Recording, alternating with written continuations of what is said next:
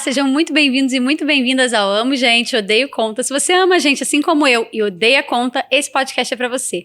Hoje eu tô aqui com o Germano Brissac, que fala? Exatamente. Germano Brissac, e ele é professor de canto, mas este homem já foi copywriter, marqueteiro digital e agora ele ensina as pessoas a cantarem, a se expressarem através da voz. Seja muito bem-vindo, Germano. Obrigado, Júlio, pelo convite, é um prazer imenso estar aqui.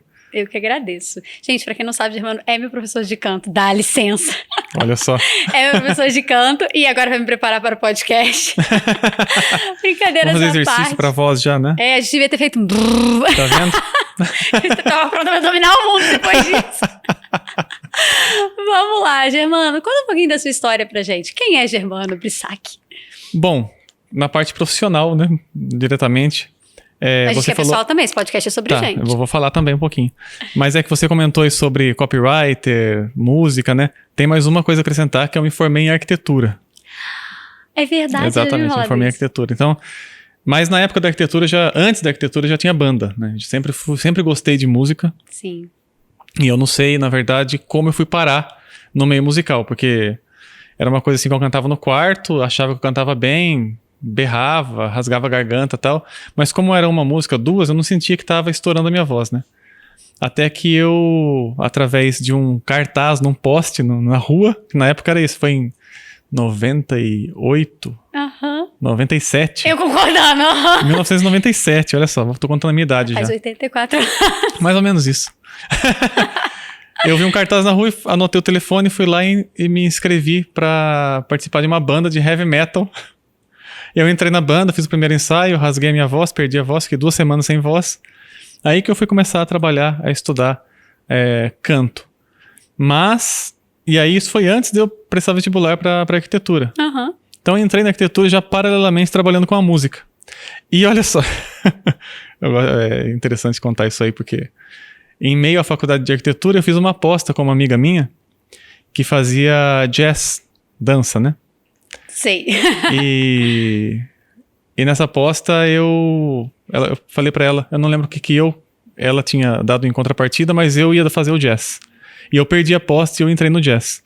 E eu acabei ficando 3 anos no jazz, ganhando vários prêmios aí do jazz. Não era profissional, era semi-profissional. Então eu também dancei. Quase um bailarino. Mas... A classe do balé me mata agora, tem uma rixa, né? Você sabe, balé jazz.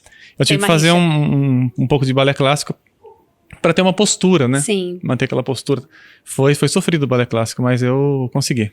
Aí, tá vendo? As pessoas estão achando que é fácil, a gente tem que E aí foi bom, porque na verdade eu tive uma bagagem para prestar esses testes para musicais, né? Musicais tem muito de dança e tal, então eu acabei passando em alguns testes na parte da dança, graças ao jazz que eu tive, né? Sim, Germano, que trajetória incrível. Agora, conta uma coisa, parece que tudo foi se encaixando na sua vida para que você trilhasse outros caminhos, isso é muito legal. E qual habilidade sua você acha que em todas essas carreiras você utilizou? A da voz. Nossa, que poderoso isso. Porque tudo tá ligado, na verdade, né? Com a expressão, né? Embora eu tenha, assim, pra falar, eu tenho uma certa dificuldade. Pareça, o cara canta, no palco, tranquilo. Mas eu tenho uma dificuldade na comunicação, assim, igual a gente tá fazendo aqui. Você jura? Juro. É que agora eu fui jogado no meio agora você vai ter que falar, você tá... Então, tipo aquele cara tá na coxia, tremendo, caiu no palco, tem que falar. Você tem facilidade em cantar, porque a sua aula de canto, ela é muito dinâmica também, entrando um pouquinho nesse assunto. A gente canta e conversa, né? Você vai desenvolvendo também, porque eu sei que quem chega pro canto tem muitas travas, às Exatamente. vezes. Então a sua aula mistura muito disso. Eu não fazia ideia, sendo sua aluna, que você tinha essa dificuldade de bater papo. Então, e é engraçado, porque na verdade eu tô falando de uma coisa específica, de uma coisa que eu sei muito. Uhum. Então eu fico muito à vontade pra falar. Sim. Agora, quando a gente vai trilhar alguns outros assuntos, por exemplo, eu já dou uma travada, assim, eu tenho uma certa dificuldade. Tanto é que eu tava até conversando com a minha esposa e a gente tava falando, caramba, eu tenho muita ligação com pessoas que têm ligação com a música. Sim. Eu tenho mais facilidade pra conversar com essas pessoas. Então, por exemplo, o Dayan, o Gobi, são pessoas que falam de música, você... Sim, né? Que gostam de música, né? Que gostam de música e falam, assim, então eu tenho essa facilidade de me aproximar Até porque os nossos assuntos são os mesmos meio estranhos, né? Ninguém vai estranhar, assim. Pois é. Um quer parecer a voz do... Como é que é o nome daquele cantor? Que a gente tinha falado? Eu quero parecer a voz da Marisa Monte, cada um com seus sonhos, gente. Sonhar não custa nada. Germano, vamos entrar nessa questão do desafio, daqui a pouco a gente volta de novo, porque essa parte do trabalho é muito interessante. Você sente que, às vezes, o aluno chega pra você com uma expectativa muito desalinhada? Às vezes, sim. Tipo assim, eu cheguei, por exemplo, querendo ter a voz da Marisa Monte. É uma coisa possível? Mas...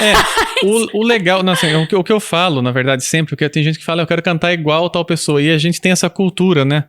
De se eu cantar igual tal pessoa, eu seria um bom cantor. Sim. Só que, na verdade, se você cantar com a sua própria voz, você vai ser um bom cantor ou uma boa cantora, porque você vai desenvolver a sua identidade cantando. Você não vai parecer com ninguém, porque a voz é única. Sim. Mesmo que ela tenha uma similaridade com outras vozes, porque tem, às vezes tem uma proximidade, né? Mas a sua voz é só sua. Então, quando você descobre como você funciona, como a sua voz funciona, e aí você tem uma outra sensação, se ela realmente é melhor cantar assim do que parecer com alguém. Sim. Você sente que essa coisa da sua própria voz na internet também tá um pouco perdida? Em que as pessoas estão tentando reproduzir as vozes dos outros? Com certeza. Polêmica. Tem. Sim, tá. né? Sim, tá bastante. Inclusive na fala, né? As pessoas imitam trejeitos de outros, assim, e acabam perdendo a própria identidade em relação a isso também. Sim.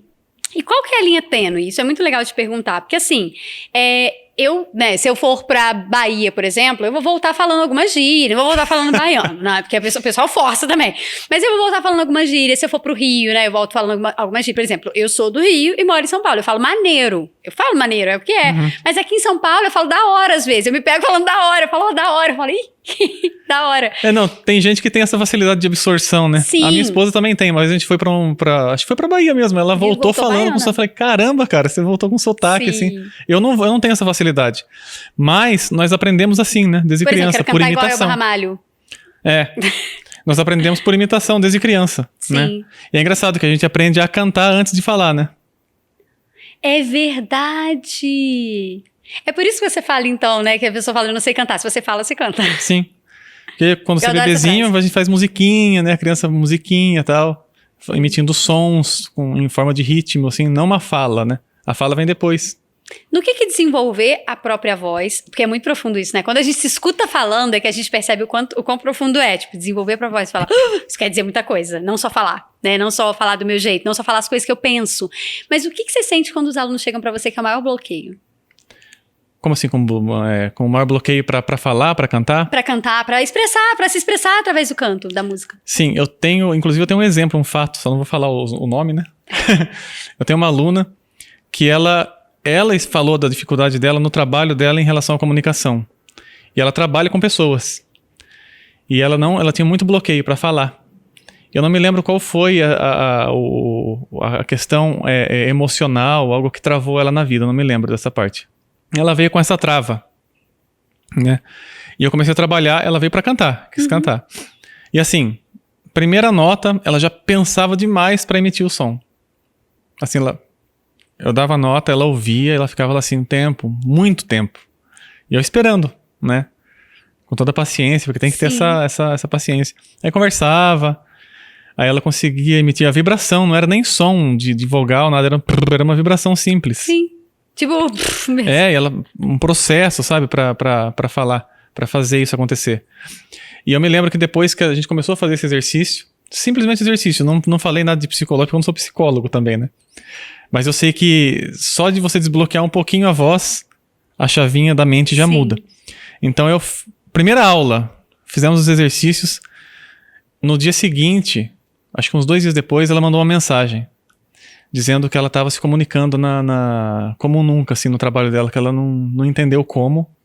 E ela tem certeza que foram os exercícios do canto. Eu falei assim, porque na verdade existem pesquisas, provas, né? De que o ato de cantar faz com que você tenha a liberação de certos hormônios, né? Ocitocina, então você consegue você traz mais alegria, né? Então isso aí ajuda no desbloqueio, né? Gente, e você sabe que eu tomei coragem pra fazer aula de canto depois que, primeiro, porque eu tinha um motivo específico, mas depois que a minha vizinha de porta, foi na minha casa e falou, cara, você devia cantar. Sua voz é muito bonita, você devia cantar. Uma Eu grande falei amiga, pra inclusive. você, eu falo na aula, você não E acredita? eu falei, gente, às vezes alguém ouvindo de fora, e eu falei, devia cantar. Mas parecia pra mim assim, aula de canto pra mim, ou era alguma coisa assim, a pessoa fazia, sei lá. Eu não entendia, porque eu sou da dança, então eu não entendia o Então, canto você é como da a minha dança. expressão. Eu achava que uma coisa talvez excluísse a outra, não, eu já danço. Não, Olha, eu sou ótima, já ocupo meu lugar artístico no A mundo. voz faz parte do corpo, né? Sim. Olha, que louco isso, Germano. Está na expressão, tá na emoção, tudo tá na voz. Sim. E como é que você se descobriu professor? Porque eu acho que uma coisa é fazer, outra coisa é educar para. Exatamente. E foi engraçado que eu comecei de um jeito, como eu falei pra você, né? Achando que era o cantor, né? E comecei rasgando a voz, tá? Me estourando todo. E aí eu fui procurar. Na época eu morava no interior, no Vale do Paraíba, em Taubaté. E lá tem um conservatório. Aí eu fui nesse conservatório que me fala, não, vai lá, tal, faz a aula. E era uma senhorinha chamada Dona Neide. Uma senhorinha, ela Adoro tinha... essas histórias. Ela tinha, acho que lá já tinha os seus 70 anos, assim. E ela falou uma coisa da respiração que eu não sabia, né? E aquilo lá desbloqueou um pouquinho a minha voz, que a nossa voz, a gente tem aquela crença, né? A gente ouve, né? Vários cantores, vê ali alguns que não tem tanta técnica, né? A maioria, na verdade, foi meio na raça, e você acaba tentando imitar aquelas vozes, né? Sim. E aí você acaba gerando tensão.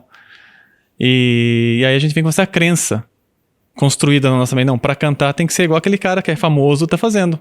Eu queria ser a Carla Bruni, mas É. você falou que não dava, achei um absurdo. Inclusive, gente, em minha defesa, eu acho que eu canto igual a Carla Bruni. Eu não sei de onde o Germano tirou isso. Pois é. Então a gente vem com essa crença, porque a gente vai construindo Sim. vai vendo o movimento corporal, então você acaba tentando imitar aquilo Sim. pra reproduzir aquele som. E não é nada daquilo, né? É um autoconhecimento. Então quando ela falou essa questão da respiração, eu já comecei a cantar melhor, assim. E eu fiquei só nisso, né? Porque na época eu era bem imaturo em relação a isso. Falei, não, já fiz lá um exercício, já tá bom, tá, vamos lá pro heavy metal, né? E pronto. E funcionou até. E aí fui procurar um outro amigo depois, que eu vi que ele cantava bem o estilo que eu gostava. Sim. E ele me ensinou alguns macetes, que não é técnica, e que acabou funcionando um pouquinho. E eu fiquei muito tempo com isso. Até que esse mesmo amigo me apresentou um professor de canto lírico. E aí desbloqueou bastante, assim. Ele falou... E até a voz dele é meio barita, né? Ô, Germano, eu preciso apresentar pra você, cara. Por favor, não corte isso. Muito bom. E é um grande cantor, hoje, da música católica. É André Sim. Leite, o nome dele. Teve a Iavé, Manda a esse banda. podcast pra ele. Vou mandar. E ele falou, cara, você precisa fazer aula com esse professor. Tá? Aí beleza, eu fui lá, o Lenine Santos, o nome dele, e eu comecei a fazer aula de canto lírico. E eu lembro que ele me apresentou, Deve ser o cúmulo da vulnerabilidade, é você tentar e não sair nada. e ele era especialista na música erudita brasileira. Aham. Ainda é um baita profissional. E inclusive para desenvolver a voz, assim, tem uma sensibilidade incrível, né? E aí a minha voz lírica foi construída com ele. Aham. E aí ele me passou uma música do Vila Lobos na época. Eu lembro até hoje, eu tava naquela coisa do rock and roll, da coisa assim, eu tinha, sei lá, 20 anos. Sim. Aí eu falei, legal essa música pra minha avó e tal, sabe? E comecei a cantar, até que um dia ele chegou, Germano, eu quero te dar um ingresso pra você assistir uma ópera lá no Teatro Municipal de São Paulo. Falei, tá bom, eu vou. Ópera é uma coisa que você não tem como desver. Depois que você vê uma ópera, muda a sua composição física. Não. Daí ele falou, era uma ópera assim, Choro, e era uma ópera pra parte pra quem não conhece, era meio lado B. É Os Pescadores de Pérola do Bizet, né? Então era pra mim. Só que tem uma das músicas mais bonitas assim que existe na ópera, uma ópera francesa, né? E aí eu fui assistir, eu falei, caramba, cara. Aí eu voltei. E aí, como é que foi a ópera? Cara, só sei que eu quero gritar igual aquele cara. Gente, imagina Meu vamos objetivo. chegar na sua aula assim, né? Tudo bom, professor? Tudo bem, eu quero gritar. Eu quero gritar igual aquele cara. E aí eu comecei a desenvolver Que essa lúdico questão. ele te fazer esse intercâmbio de você pra realidade, né? E aí foi uma coisa muito maluca, porque paralelamente eu já estava cantando na noite com algumas bandas, cantando de tudo. Nossa, desde Jota Quest até AC/DC, Metallica, cantando tudo. Cantava de tudo na noite, assim. E eu saí de todas as bandas. Saí porque eu falei, eu preciso virar a chavinha. Mesmo sem entender que, na verdade, não se tratava de um reflexo muscular. Sim. Se você vicia seu reflexo de um jeito, você vai ficar daquele jeito. Eu precisava quebrar esse vício para ter aquele som, aquela estética vocal do lírico. Ou seja, eu precisava expandir aquilo e não apertar como eu fazia no rock, né? Não que eu apertar não seja errado, assim, não tem um aperto certo, né? Pra sair aquela estética vocal, né? E aí eu me desliguei de tudo. Saí da banda, saí de tudo. O pessoal até achou ruim, alguns assim e tal. E eu fiquei parei de ouvir rock, parei de ouvir. Sim. Eu fiquei bitolado, fiquei só ouvindo ópera, só ouvindo música erudita, canções, enfim, de todos os tipos que envolviam o canto lírico. Durante pelo menos uns 3, 4 anos. Assim, só trabalhando com isso. Você acredita que... Você tá falando que se dedicou. Porque a gente tem isso, né? Às vezes a gente encontra o nosso caminho e a gente se taca naquilo e vai. Você acredita na obsessão como forma de chegar a um objetivo? De que algum tempo, às vezes, a gente precisa... Obsessão no melhor sentido da palavra, sim, tá? Sim. Vamos usar a obstinação. Como obstinação, que você pega um objetivo e fala... Enquanto eu não chegar lá, eu não paro de fazer isso aqui. Eu acredito, sim. Eu acredito. A gente só não pode... em alguns momentos, né, aquela coisa da ansiedade, isso aí começa a acontecer. Sim. Você querer logo ter aquele som, aí você só dá passo pra trás com isso, né? Então, são ensinamentos que eu tive, que hoje eu passo para meus alunos para eles não terem esse tipo de situação. Sim. Né? Eu deixo a coisa um pouco mais leve, até porque hoje também o meu conhecimento está bem maior, então é um estudo com qualidade melhor do que a quantidade. Sim. Então eu acredito muito nessa questão de você se empenhar naquilo e com qualidade, né, e sabedoria para chegar nesse ponto com equilíbrio, né? Sim. Porque eu me vi desequilibrado algumas vezes. Mas funcionou. Funcionou. Na insistência e tudo mais, tal, a gente acaba dando uns passos para trás, assim.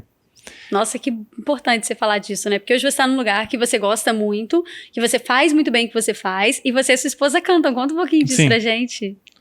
Inclusive, tem um ponto importante também que eu não falei, que enquanto eu estava fazendo o canto lírico, paralelamente eu estava trabalhando com arquitetura, né?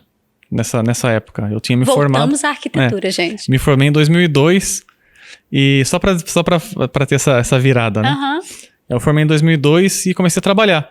Só que fui em escritório, não deu certo, e comecei a trabalhar numa loja de móveis planejados, fazendo os projetos. E aí, eu estudava e tinha esse trabalho. Estudava o canto e tinha esse trabalho. E cantava que é comum para um monte de gente que tá fazendo transição, sim. né? Isso. Até que tinha uma empresa de casamento na cidade, algumas empresas de casamento na cidade que eu trabalhava, que eu morava. E essa empresa, o tenor que cantava lá saiu. E eles me chamaram pra trabalhar. E aí eu lembro até hoje que tinha casamento o ano todo, de sexta, sábado e alguns domingos, assim. Eu peguei a agenda, fiz as contas, aí eu peguei meu trabalho, fiz as contas, falei que você tá trabalhando só final de semana, eu ganho mais do que trabalhando aqui com a arquitetura. Então, deixa quieto aqui, eu vou pegar a semana e vou estudar mais ainda. Então eu fiquei morando praticamente no conservatório durante toda a semana e cantando em casamento no final de semana. Isso em Taubaté, até que eu me mudei para São Paulo. Aí que eu vou chegar nesse ponto agora, que você perguntou da minha esposa. Eu fiz toda a trajetória, né? Sim. E em São Paulo, fui substituir um amigo meu que foi fazer mestrado de performance de canto no Canadá.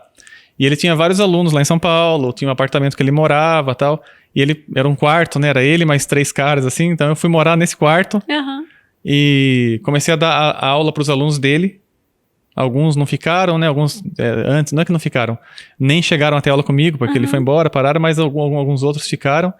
E uma empresa de casamento de Piracicaba, que esse meu amigo trabalhava, me chamou também no lugar dele para fazer casamentos nos finais de semana em Piracicaba. Então eu ficava em São Paulo de semana e final de semana ia para Piracicaba fazer casamento. Então a minha vida era essa, dava as aulas E aí eu me enveredei só para música nessa época. Né? Fazendo os testes para cantar em ópera. Até participei de 2 papéis aqui em São Paulo.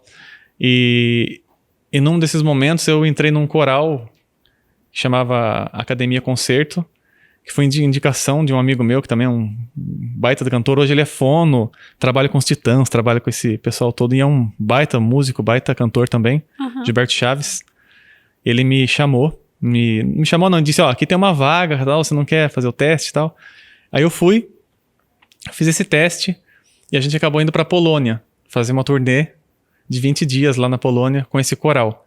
E a gente acabou cantando alguns solos também, em alguns momentos e tal. Então foi uma experiência bem legal, assim, na Europa, com essa vertente do coro, né? Era um coro maravilhoso, assim, só de cantores formados e tal, então era bem legal. E nessa época que eu conheci a minha esposa. Nessa época aí da transição aí do coral, saindo ali da empresa de casamento ali, que eu fui fazer um teste na Escola Municipal de São Paulo. Eu nem era muito de fazer teste, eu tava estudando com o Benito Maresca na época, que pra mim também é o Lenine e o Benito, são esses dois professores pra mim que formaram a minha voz, né? O Benito, ele já era um senhorzinho também, tenor também, cantou no mundo todo, muito conhecido, né, nesse meio. E fazia aula com ele, e eu lembro que um amigo meu falou, vou fazer teste na Escola Municipal de São Paulo, que eu vou lá entrar, lá é legal, tal. Eu falei, puxa, cara, eu não sei se eu vou fazer esse teste. Não tô muito mais, assim, querendo fazer teste pra entrar em escola, né? Eu queria fazer os papéis, né, tal, trabalhar. Aí ele, não, vamos lá, tal, não custa nada. Eu falei, tá bom, vai. Aí eu fui. Quando eu cheguei no dia do teste, não lembro que dia, mas era de manhã, eu tinha acabado de sair da aula do Benito, a voz estava pronta pro teste, né? Eu tinha feito a aula com ele. Eu cheguei no teste, eu ouvi um soprano cantando lá dentro da sala, eu ouvi a voz. Falei, caramba, a qualidade aqui do teste tá alta, né? O povo tá cantando bem, né? Nossa, soprano, a voz do soprano, voz linda e tal. Aí abriu a porta, era a Fabiola. Você literalmente eu conheci a voz dela primeiro. Voz dela. Gente, para tudo pra esse momento de romance. Max, aí na edição coloca... Isso. Sério? Para Elis de Beethoven. Que coisa linda, que romântico, eu até falo pra ela até hoje, eu conheci primeiro a sua voz. Sim, que lindo. E que, assim, que sincronicidade da vida, né? Muito bonito. E ela saiu, tal. Ela saiu lá e veio no meio do pessoal. Esse meu amigo era amigo em comum do pessoal. Começamos a conversar. E eu tinha um recital pra fazer em Campinas, na Sala Carlos Gomes em Campinas, com uma soprano. E essa soprano, ela teve um convite pra cantar na Espanha. O que é pra ser tem muita força. Eis que... Mentira. Sério? Sim. A Fabiola foi substituí-la? Foi substituí-la. É. Aí eu perguntei pra ela, Temos uma história de amor legítima aqui. Eu falei pra ela, o que você canta? Não é dorama não, né? Tipo dorama, né? Fica meia hora, assim. Falei pra ela, o que você canta? E ela não cantava, ela cantava umas peças, assim, do Mozart e tal, mas a voz dela era pra outro tipo de som, porque eu já dava aula há muito tempo, eu sabia também do direcionamento. Eu falei, não, mas sua voz é pra isso que você cantou no teste, né? Você cantou o Carlos Gomes, é super bonito. Ela, não, mas... Falei, pega o flerte, gente. Eu vou levar você. Voz, eu vou te levar pra conhecer. Eu vou levar você pra conhecer meu correpetidor. Tinha um correpetidor e tinha um professor. O correpetidor é o pianista que passa repertório, mas ele também dava aula de técnica e tal. Levei ela lá comigo. Ideia de date, levar pra conhecer levar o correpetidor. Perfeito. Levei ela lá e aí o correpetidor falou, cara, foi muito engraçado. Esse cara é uma comédia, né? Vitor Filomeno, o nome dele. É um outro produtor também incrível hoje, né? Tá no mundo da ópera aqui em São Paulo, tá assim, entre os tops aí de produção de ópera, de correpetição, maestro, enfim. E aí, ele pegou e falou, esse é seu repertório? Isso aqui é lixo, você vai cantar isso aqui. É o que eu tinha falado pra ela. Sim. Aí pronto. E ela começou a voz dela desenvolveu, porque na verdade ela encontrou. Que lindo. Porque no canto lírico a gente tem isso também, tem... Os repertórios da ópera são escritos para um tipo de voz específico. Sim. Se você tem um direcionamento errado, você fica desiludido, né? Porque você, poxa, eu tô cantando, não sai. Sim. Inclusive tem cantores grandes que dão depoimentos sobre isso. O Jonas Kaufmann, que é um baita cantor alemão, veio até aqui na Sala São Paulo. Ele falou, cara, eu tive que reconstruir a minha voz. Sim. Porque eu passei muito tempo cantando um repertório que não era pra minha voz. Por causa de uma instrução. Uau. De um cara que achou que era aquilo e não era. E ele chegou a cantar ópera, mas ele cansava, ele falava...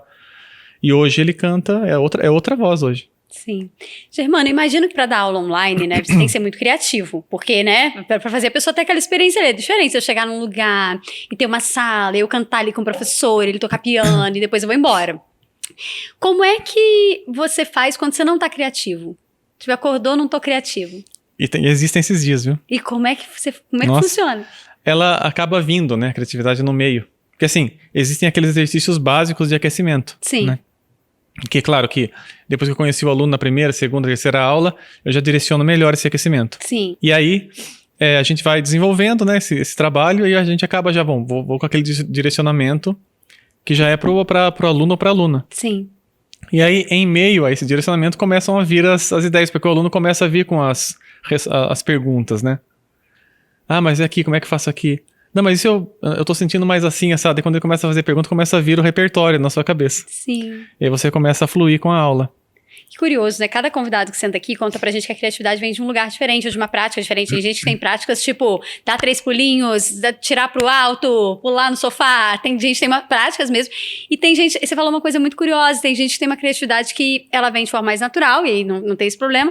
Mas você falou uma coisa legal, a criatividade vem do movimento. Você senta e faz o que tem pra fazer. Faz o que tem pra fazer. Aí a criatividade Exatamente. vem. Eu sempre fui... isso aí é aquela coisa da procrastinação, né? Sim. Se a gente tá parado, pensando muito no que tem pra fazer, a gente acaba não fazendo, porque também não vem uma ideia. Sim. Então, se você se executa, acaba fluindo essa ideia, né? Pelo menos pra mim, até pra copy, né? Sim. Eu aprendi isso muito com a copy. E inclusive. vamos lá. Vamos abrir esse... Nós falamos de arquitetura, nós falamos de canto depois a gente vai lírico. reunir tudo, porque tá tudo hoje... Tá tudo hoje, trabalhando eu ali quero dentro saber. de uma... E arquitetura também? Arquitetura não. Embora o que eu aprendi, tem bastante muita coisa que a gente aprende com arquitetura. Sim. Que... a Senso parte de senso estético, né? estético. O próprio senso estético pro marketing Inclusive- digital, pra não fazer página feia, por exemplo. Sim, por exemplo, se você vê uma arquitetura barroca europeia e você pega uma partitura barroca, o desenho é o mesmo. Sim, porque data uma época. Ambas. A arte marca épocas, na São verdade, épocas. né? Classicismo mais limpo, partitura mais limpa. Você vê os desenhos da melodia, os desenhos da arquitetura. Você coloca lado a lado, você, caramba, é o mesmo desenho. Sim. A mesma pessoa, a mesma mesma mente linha. coletiva A mesma mente estava coletiva. pensando essas coisas naquela época. Exatamente. Curioso. Muito maluco. Germano, vamos falar da copy. Como assim, arquiteto, cantor, copywriter? Cara, na Tô época... me sentindo abrindo várias portinhas não, nesse episódio. tá interessante, tá legal. O copywriter veio assim, me casei, né? Sim. Me casei com a Fabíola, fui morar no interior. E ali, a gente já tinha desistido da ópera e a gente abriu o leque pra muita coisa. Gente, a gente teria perdido muito se vocês tivessem desistido de verdade. Né, Spoiler. não, desistido assim, né? Não vou cantar só. Porque assim, quando você tá no mundo da música erudita, existe aquela coisa assim de... não pode cantar outra coisa, não sei o quê. Igual E balé. eu vim da música popular, então eu sempre tive o pezinho ali, né? Sim. Do rock e tal. Eu falei, não, acho que hoje eu consigo, naquela época, né? Agora eu consigo atacar pra todos os lados sem perder o canto lírico, por exemplo. Sim. Então eu comecei a reestudar as estéticas, porque eu já estava entendendo mais sobre a minha voz. E foi aí que eu desenvolvi mais. Que é o que eu passo hoje, né? Eu fiz laboratórios, porque eu tava, entendendo os harmônicos, entendendo o que tá acontecendo nos movimentos musculares aqui, direcionando. E aí eu tava dando aula, fui pro interior, continuei dando aula lá. Fui dar aula no projeto Guri, que é um projeto só de crianças, tal, canto coral. E comecei a voltar a cantar em casamentos. Só que aí é uma empresa que eu abri com a minha esposa. Sim. E o casamento você varia. Você tem desde Freddie Mercury até Tem Zezé de noivos Camargo. clássicos, noivos modernos, noivos pra frentex. É o amor do Zezé de Camargo. Claro que a gente não cantava igual, né? Mas a estética Sim. tinha que parecer um pouquinho. Senão fica estranho cantar com a voz do Bocelli, é o amor, né? Aham. Então tinha essas variações. E nisso aí eu fui chamado pra cantar num cover do Bee Gees. Adoro, é muito legal. Bee Gees. E eu fui fazer o Robin Gibb, que é aquele de óculos azul do meio. I started the joke. Que ele canta assim, né? Germano, cante para nós esse podcast. Ele canta com a voz. Então eu fiz laboratórios pra imitar, porque era um cover que eu tinha que imitar. Cover sim, né? A pessoa não precisa da sua exatamente. própria voz, é a voz do cara. Só que essa é a grande sacada, é você fazer um laboratório pra chegar num som próximo, né, daquilo, sem com que você se tensione Sim. pra se acabar, né? Então, esse é para isso vem o trabalho técnico, o autoconhecimento primeiro, pra depois ter esse trabalho de laboratório. E, obviamente, tem laboratórios que mesmo que você faça tanto, você não vai parecer tanto, porque são tipos de vozes diferentes, né? Por exemplo, eu sei quais vozes eu posso trabalhar para me aproximar. E sei quais eu não... Mesmo trabalhando muito, eu não vou fazer, né? Por causa desse autoconhecimento. Então não dá pra, atirar para todos os lados, né?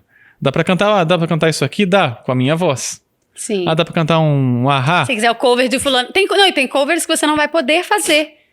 Né? Tem covers que se te chamarem, você vai falar, cara, minha voz não chega, não dá, vai, né? Não vai Sim. aparecer. Eu posso fazer uma leitura disso, uma releitura e interpretar da minha maneira. Sim. Né? Mas fazer aquela voz não dá. Né? Sim. Tem coisa... Então... E aí, beleza, fui trabalhar com Bee Gees, né?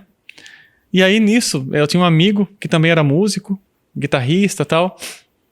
E ele gravou... É legal que esses caras que eu conheço, os caras que conhecem, né? Ele gravou vários... Ele gravou o clipe do Rosa... Ele fez o clipe do Rosa de Saron. Ele fez a parte de filmagem, direção, tudo mais. E a Fabiola, minha esposa, foi a atriz desse clipe. E aí ele trabalhava com tudo. Ele era um cara assim, tipo eu também. Mas ele era mais proativo ainda. Ele mudava pra caramba assim, o tempo todo e tal. E ele saiu da guitarra, foi pra produtor musical, gravou uma galera grande do gospel, enfim. E ele saiu, conheceu o marketing digital com o Érico Rocha. Né? Acho que Deus, todo mundo.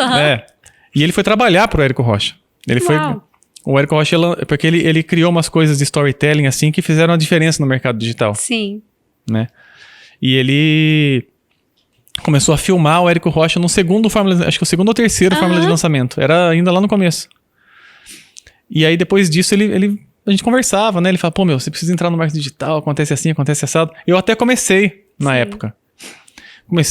Contratei página de landing page, página de venda, comecei a escrever ali, do meu jeito. E parei, não continuei, parei ali. Falei, poxa, não dei continuidade, porque eu fui fazendo outras coisas e tal, não dei tanta importância para aquilo. Mas eu já tinha ali vivido alguma coisa ali. Sim. Né? E aí depois de muito tempo, trabalhando com música, ele foi conversando e tal, e aí ele foi expandindo o conhecimento dele no marketing digital, e ele acabou abrindo uma agência, uma empresa. E ele se afiliou a alguns especialistas. Grandes especialistas com um nome. Sim. Já com milhões de seguidores ali e tal. E ele começou a trabalhar os lançamentos desses caras. E aí, certo dia, eu fui lá na casa dele visitar ele e visitar o filho, que era recém-nascido e tal. A gente tinha essa aproximação na época. E aí ele me chamou num canto e falou, cara, você não quer trabalhar pra mim, não? Eu falei, legal, cara, o que você quer que... Não, eu vi ali que você escreve bem, tá? Porque eu sempre me comuniquei também escrevendo, né? Mas tem a parte de números, o que você acha melhor? Eu falei, cara, acho que pra escrever eu tenho mais facilidade. Gente, eu dei conta na prática. Embora hoje eu tenha que me virar com isso também. Tem que amar conta. E aí, ele falou, cara, você não quer trabalhar de copywriter pra mim? Poxa, legal, cara. O que é copywriter? Sim. Ele, não, vou te falar, tal, e assim, assado, ele me passou uns livros, passou uns arquivos pra eu estudar, até me deu um curso básico ali pra eu saber mais ou menos. E eu acabei topando, entrei, né, pra fazer esse trabalho. E na época, ele trabalhava com alguns especialistas, o Murilo Gun, o Augusto Cury, e eu comecei a trabalhar nos anúncios ali, bem ainda no começo e tal. E me deparei com o Alexandre Viveiros, que ele era o chefe ali da parte, digamos assim, né? Que gerenciava ali os copies, né? E ele é casado com a minha prima, né? Ele falou, então até que ele colocou no grupo. E aí ele falou assim, não conheço todo mundo, só o Germano que eu conheço aí. Ele falou, né, dos novos que entraram. Eu falei, pô, quem que é, né? Eu fui lá ver, era o Teu Viveiros, primo. Praticamente meu primo. Sim. E aí, eu fui fazer umas aulas com ele na casa dele, né? Ele me ensinando, porque o cara Sim. Pra mim... É o top dos tops do copy, né? E grande mestre também, porque inclusive eu tô na turma dele, né? Já dando spoiler. Spoiler. E fazendo comercial dele, né? Detalhe. Sim. Enfim. E aí a gente tava lá trabalhando, e aí eu fui fazer os anúncios. Comecei ali e começou a dar certo os anúncios pro Murilo Gun. Era o Reaprendizagem Criativa. Sim, eu fui aluna, inclusive. Sério? Então eu fazia as cópias do anúncio. Eu caí. Fui impactada. Mas é claro, eu fazia e passava pelo crivo, né? Que eu tava no começo, né? Não sabia direito como é que era. Pra virar essa chavinha demora, né? Porque a gente tá num ambiente e vai pra um outro digital, assim, cara... Tem umas regras, tem umas coisas que tem que seguir, você fica meio que relutando com aquilo. Vai ser essa do vídeo, de copy do Murilo Gun a professor de canto e cantor de ópera polonesa. E aí você fica nessa coisa, você fica relutando, porque você acha que, poxa, não dá certo. Você fica assim, né? A sua cabeça fica... E é uma regra e funciona, né? Então você começa ali, aí vira chavinha. Aí o próprio Viveiros falou, cara, o Germano tá escrevendo ali, lembra, nas reuniões...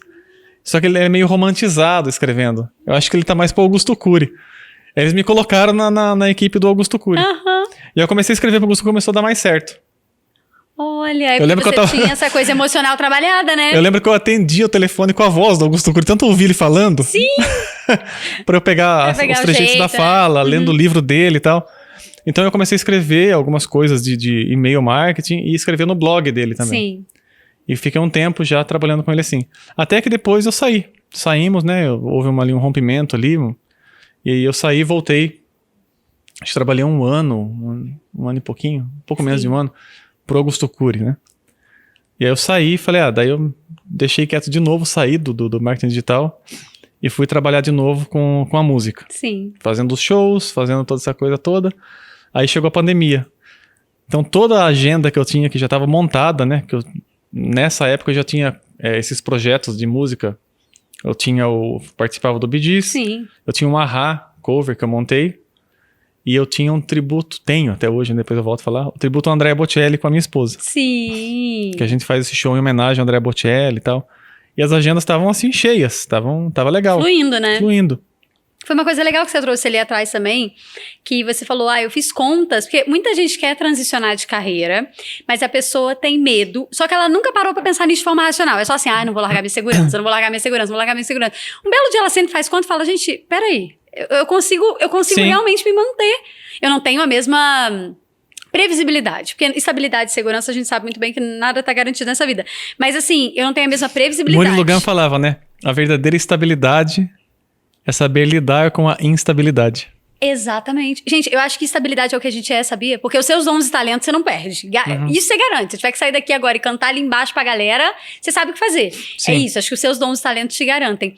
E como é que é a tua rotina hoje? Sempre que a gente pensa num músico, a gente pensa numa coisa, muito louco, né? Lírico não, mas a gente pensa numa coisa assim, a rotina do músico não dorme, aí acorda tarde, aí faz shows. A gente pensa numa coisa mais, meio filmes hollywoodianos, assim. Como é que é a rotina de um músico normal? Cara, e é diferente disso. Na verdade, sim, se você quer entregar algo realmente valioso pro seu público, aquilo que realmente o público comprou pra ver, você tem que ter disciplina. Sim. Né? Se você pensa no seu público, primeiro tem que ter esse pensamento, porque é o público que te sustenta. Você vende a sua arte pro público, o público vai comprar, né, a sua arte. Então você tem que entregar o seu melhor. Sim. E para isso tem que ter disciplina. Então essa disciplina é dormir bem, estudar diariamente. É um atleta da voz. É um atleta da voz. É assim, é o que eu falo, pessoal. Cara, você vai sair para fazer uma turnê, é a concentração de seleção brasileira. Para ganhar a Copa. Não aquela que eles perderam a Copa, que saíram pra bagunça. Não, é aquela que você vai ganhar a Copa. Então você tem que concentrar. Sim. Eu tenho 30 shows para fazer em 3 meses. Esses 3 meses você vai fazer a sua dieta, o seu sono. E tem dieta pra voz? A gente recebe às vezes convidado de saúde aqui, mas pra voz tem dieta? Na verdade, sim. A dieta é aquela que faz com que você se sinta bem. Sim. Porque o seu corpo tem que estar bem. Então a dieta é a dieta que você tá bem com ela. Que você não pode ter refluxo. O refluxo Sim. atrapalha muito. Então se você conhece o seu corpo, se eu comer pizza 10 da noite e dormir, amanhã eu vou acordar com a voz, né, falhando. Não, a aula que eu comi chocolate, lembra? Eu fiquei... Café. A aula toda assim, eu adoro chocolate. O café é uma coisa que resseca a mucosa de todo mundo. Então, Sim. Menos café. Posso tomar café... vou ter show hoje, então eu tomo um cafezinho só, mas tomo muito mais água, né? Pra poder realmente... Um dia antes posso até tomar mais café. Não tem problema, E mas como é que é a sua rotina hoje? Em relação a shows, a voz... A vida. A vida. Uhum. Hoje eu tô com menos shows, e me dedicando mais ao ensino da voz e dentro do marketing digital. Ou seja, já unifiquei tudo, né? Então eu trouxe a copy, trouxe o conhecimento do canto, criei produtos, né? Para trabalhar e entregar para as pessoas essas resoluções de pequenos problemas ali, que eu enxergo assim, que você tem no canto, você tem vários pontos a serem trabalhados, né? Numa aula gravada, a pessoa consegue chegar até certo ponto e desenvolver, Sim. mas ela precisa de mais do que isso, né? De um acompanhamento. E as aulas gravadas, elas são exatamente para eliminar esses pequenos problemas. Sim. Né? Eu tenho um treinamento que chama Destravando os Agudos, né? Claro que tem uma didática ali para a pessoa trabalhar, seguir aquela sequência, E funciona, porque todo mundo, né, funcionou com os meus alunos presenciais, testei. Sim, validou. Validei online, funcionou também, as pessoas têm tido muitos resultados. Eu tenho que fazer o meu, inclusive. Então, esses treinamentos que eu faço, hoje eu me especializei, na verdade, em fazer as pessoas a cantarem suas notas agudas. É isso, porque quando você trabalha essa musculatura, essas sensações, você acaba desenvolvendo a sua voz por inteiro. Sim. Porque o agudo enfim, a parte técnica agora, né? É uma frequência, né? Prega vocal estica, aquela frequência sonora, ela precisa existir para que você tenha uma emissão equilibrada. E muitas vezes a pessoa vem com aquela crença que ela viu de que tem que berrar, esforçar, se espernear para sair aquela coisa estourando aqui, para sair o agudo, né? E isso é o contrário, na verdade. Isso faz com que sua voz se retraia cada vez mais. Porque quanto mais você fecha, menos voz sai. Sim. Né? Então você precisa desse... Então esse mecanismo eu tenho ensinado às pessoas. E esse mecanismo faz com que toda a sua voz abra, porque você acessa mais harmônicos. Então você tem depois a sua voz como um todo, bem mais aberta, para trabalhar ela desde o grave até o agudo. Mas eu me especializei hoje, tenho me especializado hoje, para ensinar as pessoas a saírem dessa trava do agudo, né? Que legal. Claro que dentro, respeitando as fisiologias de cada um, né? Sim. Cada um tem o seu limite do agudo ali. E claro, também tem os recursos que a pessoa pode usar para chegar em notas mais altas. Demais. Germano, a gente tem um quadro aqui no podcast que chama Gente Como a Gente. E nesse quadro, a gente faz perguntas que vão te deixar igual a todo mundo que tá assistindo a gente. O que acontece? A pessoa senta aqui, geralmente ela tem uma boa carreira, uma carreira que ela adora e que ela, né, consegue ser bem-sucedida nela. Mas você olha a pessoa que tá em casa, ela fala, tá, mas eu não sou nada disso. O que o Germano tem em comum comigo? Então, gente como a gente, o que é superestimado? O que todo mundo acha maravilhoso e você acha uma porcaria? Os Beatles. Oi? Acabou esse podcast! O meu nome é Julian por causa do filho do John Lennon. A minha família toda é fã do John Lennon. Eu sou fã do John Lennon. Acabou esse podcast agora. É sério. Eu prefiro o John escrever, não. Brincadeira. Não acredito. Não, Lennon. Gente, não, olha, a cada semana... Peraí, eu vou fazer um parêntese pra galera que tá em casa. A cada semana piora. Teve uma semana que alguém falou que não gostava de risoto, é uma das minhas comidas preferidas. Eu falei, esse podcast tá indo pra um caminho que eu não tô gostando. Não que eu não... NFL, eu amo NFL. Aí a convidada falou que não gostava de NFL. Eu falei, peraí, gente, isso aqui não tá bom. Assim, existem algumas músicas que eu gosto, mas assim, o que todo mundo fala... Claro que música... Ó, o Douglas também não gosta. O pior, eu estou descobrindo que os meus parceiros de trabalho também não gostam. Isso é muito grave. Musicalmente, eles influenciaram muita coisa na música, né? Criaram muitas coisas, tipos de gravação. Você vê as gravações, coisas assim. Do produtor, claro, ali ajudando. Um close na minha expressão, enquanto eu ouço isso. Mas o meu gosto... Eu entendo. Né? Pro meu gosto musical, eu não... Aí é questão de gosto. Não, eu sei. Eu tô brincando. Eu entendo, mas é que é muito engraçado. Eu entendo a questão de contribuição pra música. Sim. Isso eu entendo, né? Sim. Respeito. Mas a questão de gosto eu não gosto. Ele poderia falar qualquer coisa, assim. Eu achei que ele fosse falar, sei lá, cerveja. Ele falou Beatles. Mas perfeito, adorei. Eu também não gosto de bebida alcoólica, né? Só vinho. Vinho, sim. Vamos lá. Se falasse que não gosta de vinho também, ia falar, pronto, acabou mesmo. Esse episódio já era, não corta, vai ao ar. Tá tudo bem, corta. Germano, um esporte que você gosta de assistir ou de fazer? Futebol. Futebol é show, né? Graças a Deus, concordamos em algo. O Rafa, filho do Germano, vocês não estão vendo, gente, mas ele falou que ele também. Maravilhoso. Germano, uma pessoa viva ou morta que você tomaria café? Caramba, pergunta difícil, hein? Qualquer uma. Morta ou Pavarotti? Ah, sim. Entendo.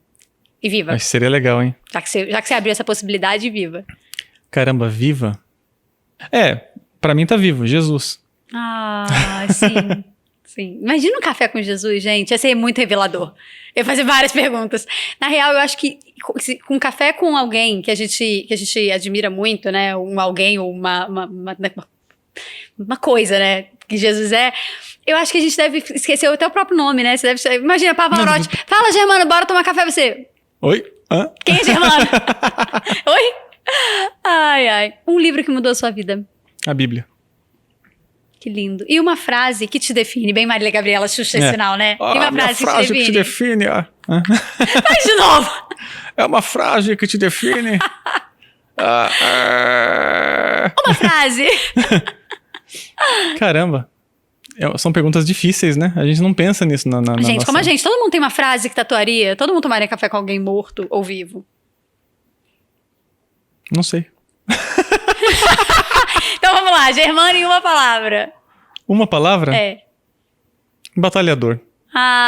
E assim nós encerramos esse episódio maravilhoso. Foi um prazer te receber, Germano. Muito obrigada. Eu que agradeço. Que alegria. Como a gente se divertiu. Eu me diverti muito. Espero que você também tenha se divertido. Espero que você também tenha se divertido. Se você gostou, curte, compartilha, comenta. Manda pra alguém que tá precisando encontrar a própria voz. Um beijo e até a próxima.